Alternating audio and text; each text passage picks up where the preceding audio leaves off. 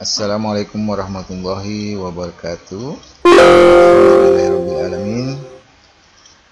Berjumpa kembali dalam pembelajaran pendidikan agama Islam dan budi pekerti kelas 2. Pada kesempatan ini kita akan membahas tentang huruf hijaiyah bersambung. Adapun tujuan pembelajaran pertama, mencermati pelafalan huruf hijaiyah bersambung. Mengamati gambar atau tayangan yang berkaitan dengan pelafalan huruf hijaiyah bersambung. Melafalkan secara berulang-ulang sampai kadar pelafalannya baik. Melafalkan huruf hijaiyah bersambung sesuai makhrijul huruf dengan berulang-ulang baik secara individual maupun berkelompok. Nah, pertama, tanda baca fathah. Tanda baca fathah sering disebut baris atas. Artinya, letak barisnya di atas huruf hijaiyah. Misalnya, kata ketika tanda baca fathah diletakkan di atas huruf alif, maka dibaca a. Ketika tanda baca fathah diletakkan di atas huruf ba, maka dibaca ba. Begitu seterusnya. Kedua, tanda baca kasrah. Tanda baca kasrah sering disebut baris bawah. Artinya, letak barisnya di bawah huruf hijaiyah. Misalnya, ketika tanda baca kasrah diletakkan di bawah huruf alif, maka dibaca i. Ketika tanda baca kasrah diletakkan di bawah huruf ba, maka dibaca bi. Begitu seterusnya. 3. Tanda baca dhamma. Tanda baca dhamma sering disebut baris depan. Artinya, letak barisnya di depan huruf hijaiyah. Misalnya, ketika tanda baca dhamma diletakkan di depan huruf alif, maka dibaca u.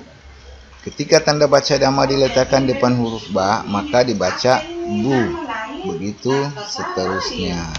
4. Tanda baca tanwin fathah. Tanda baca tanwin fathah sering disebut baris 2 di atas. Artinya, letak barisnya 2 di atas huruf hijaiyah. Misalnya, ketika tanda baca tanwin fathah diletakkan di atas huruf alif, maka dibaca an. Ketika tanda baca tanwin fathah diletakkan di atas huruf ba, maka dibaca ban. Begitu seterusnya. 5. Tanda baca tanwin kasrah. Tanda baca tanwin kasrah sering disebut baris 2 di bawah. Artinya, letak barisnya di bawah huruf hijaiyah. Misalnya, ketika tanda baca tanwin kasrah diletakkan di bawah huruf alif, maka dibaca in. Ketika tanda baca tanwin kasrah diletakkan di bawah huruf ba, maka dibaca bin.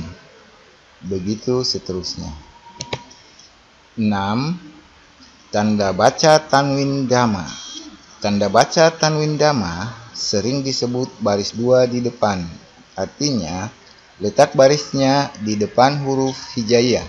Misalnya, tanda baca tanwin dhamma diletakkan di depan huruf alif, maka dibaca un. Ketika tanda baca tanwin dhamma diletakkan di depan huruf ba, maka dibaca bun. Begitu seterusnya. Yang ketujuh, tanda baca sukun. Tanda baca sukun sering disebut baris mati. Letak barisnya di atas huruf hijaiyah. Tanda baca ini hanya dapat dibaca apabila didahului huruf berbaris, fathah atau kasrah, dan dhamma. Misalnya, ketika huruf mim berbaris dhamma dan huruf sin berbaris sukun, maka dibaca mus. Ketika huruf alif berbaris fathah dan huruf lam berbaris sukun, maka dibaca al. Begitu seterusnya. Kedelapan, tanda baca tasjid. Tanda baca tasjid sering disebut baris syaddu. Letak barisnya di atas huruf hijaiyah. Tanda baca ini gunanya menggandakan bacaan.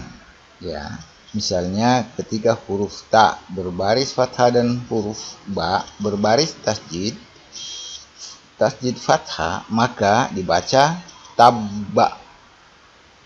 Ketika huruf ha berbaris fathah dan huruf ya berbaris tasjid fathah, maka dibaca hayya.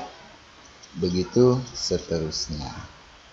Nah, demikian pembelajaran kita tentang huruf hijaiyah bersambung.